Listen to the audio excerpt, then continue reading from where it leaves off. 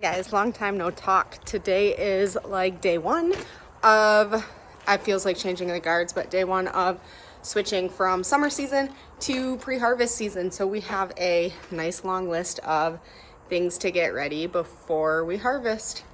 And here we go, we start.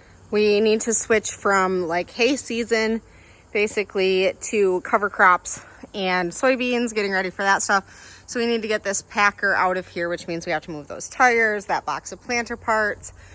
And then we will pack that far bay over there with all of our hay equipment. We'll pull the fertilizer spreader out because I use that to spread my cover crop. So that bay is today's mission. And unhook the tile cart and put the bale wagon where she goes. Bale wagon, round baler, square baler, all in. We've got a little bit left in this bay. Probably when we're done spreading cover crops, we'll put the fertilizer spreader back in there. But that gets all of that stuff unhooked. I feel like it's 50-50 on if you power wash your round baler, or not your round baler, either of your balers, if you power wash your balers or not. So we go back and forth. Some years we do, some years we don't. We did not power wash either one this year. I just blew them off with the leaf blower.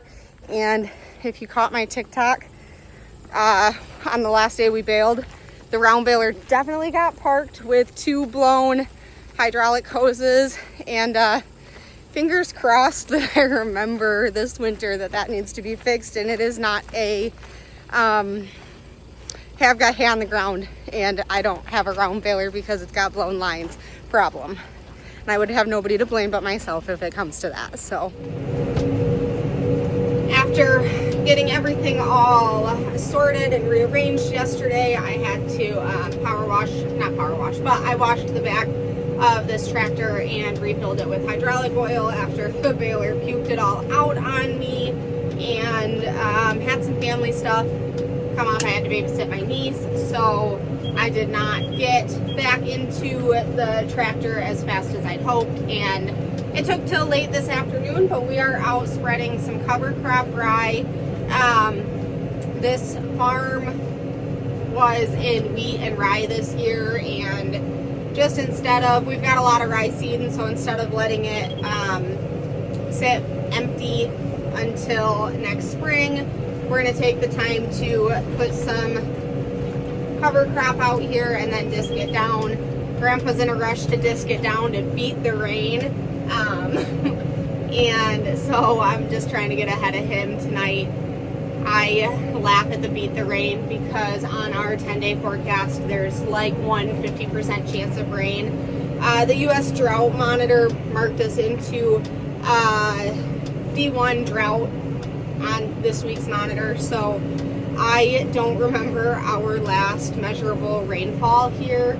It's probably been a few weeks. The last, since the 1st of September, I guess. We were doing really good up until that point, getting like half an inch a week, just kind of hitting the right weather pockets. There's areas around us that are way worse off than we are, but we were doing pretty good up until then, and then have just kind of lost all of that moisture, so it's really dry here. I've heard anywhere from 10 bushels plus on corn ground like that we've lost per acre on the yield just in the last 2 weeks because of how dry it is. So obviously we can't really do anything about it, right? Like, we can't make it rain. Well, we did make it rain on the fields that we have irrigation on, so we'll have some really good tests on how well the irrigation pays, but we can't change that it's not raining. So we you just gotta bear with it. This is our first year with irrigated beans in, so a really good test year for that. We'll be able to tell if that pays well. We're not really, this is our first year, and last year was our first year with irrigated corn, so like the whole irrigation thing is all new to us, so it's still just a learning process. This year we had a little bit of both underwater, so it'll be interesting to see how that comes out, especially since it was so dry.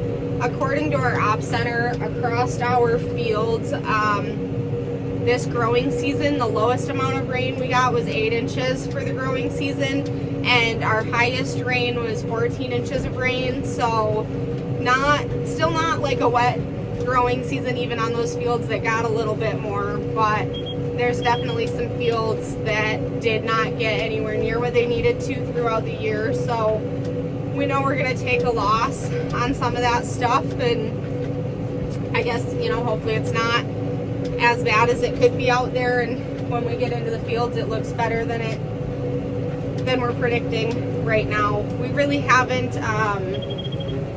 because it's been so dry in the last little bit, you know, we had some yield predictions out there for ourselves mid-August on what we thought things were going to do, and then it's been so dry that we're just not sure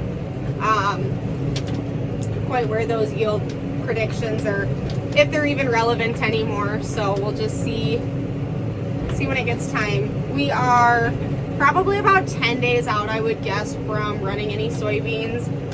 Today's a Thursday and it doesn't look like it's going to be ready to start next week, so we're kind of guessing the following Monday as our target. And yeah, so after this cover crop, we're just waiting for those to be ready.